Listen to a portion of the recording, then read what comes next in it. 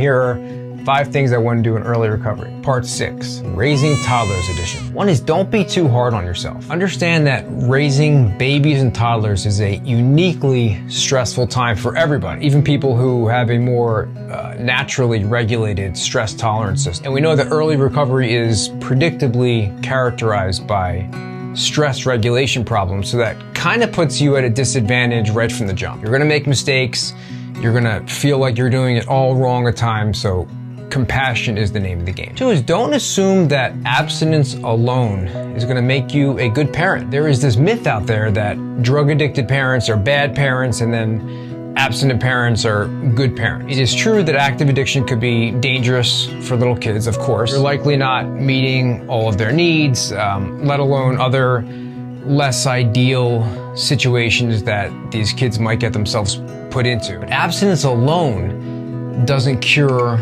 all your problems. It's really just another form of harm reduction. Sometimes I'll see people post something online like, addiction ran in my family until it ran into me, somehow suggesting that, your 9 months of abstinence has this magic power to prevent your current or future offspring from having issues of their own. If you think that, it's only because you don't spend enough time in recovery circles, really. I mean, if you did, you would know dozens of people who have, 10, 20, 30, 40 years of recovery, who have kids of their own with serious addictions. The point is that if you're not aware of your own stuff and how major traumas or just other developmental attachment type of issues, how that might have impacted you, you do run the serious risk of unintentionally passing that stuff on, and then all the consequences that might come along with that, whether you're using or not. The first book that I usually recommend to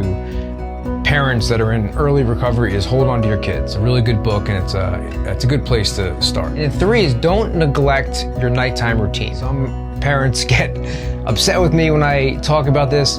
A good sleep schedule is essential to regulate your mood and to keep your mind healthy. Unfortunately, babies and toddlers just aren't always respectful of that. So figure out what their typical schedule is and then work around it to the best of your ability. If your kid predictably wakes up at 5:30 every single morning, that's his wake up time, 9:30 p.m. should be your lights out goal, not your goal of when you should be in bed and scrolling social media for 2 hours.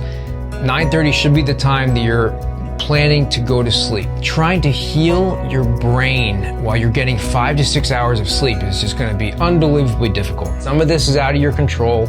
Of course, I'm just exiting the toddler phase myself, but a lot of it isn't. And then 4 is know when to ask for help. Recognize when you're at max capacity, at full bandwidth. Understand that when you've reached that boiling point, you are now a dangerous person. And the people that are more likely to be the recipients of these explosions are the ones that are in closest proximity to us. To a toddler, you are a big and strong and extremely powerful person, and we can do a ton of damage if we're not careful. Recognize that, ticking time bomb feeling and call in the reinforcements, partners and parents or siblings or friends or maybe people in your recovery network. Asking for help is not a sign of weakness, it's a sign of strength. And then 5 is find the balance between your fellowship and your family. There is some truth to, if I don't have my recovery, then I won't have my family. But that doesn't mean that you need to be prioritizing one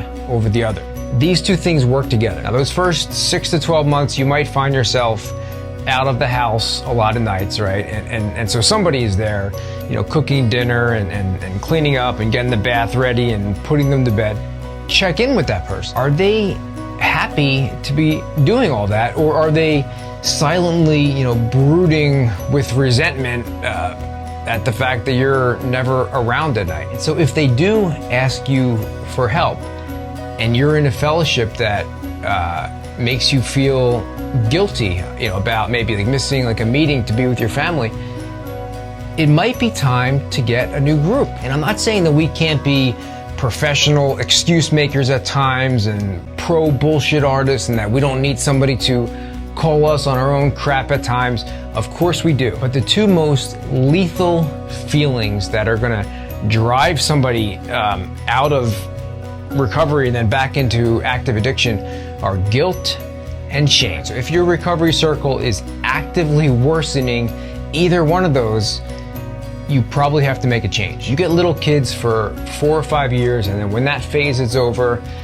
it's done. The things you did, the way that you talk to them, the time that you spend with them, this really becomes seared into their brain as just these intrinsic memories. And it becomes the template from which they're gonna navigate the next 80 years of their life. So there's nothing more significant in this child's life than those first couple of years. You really, really want to take that time seriously.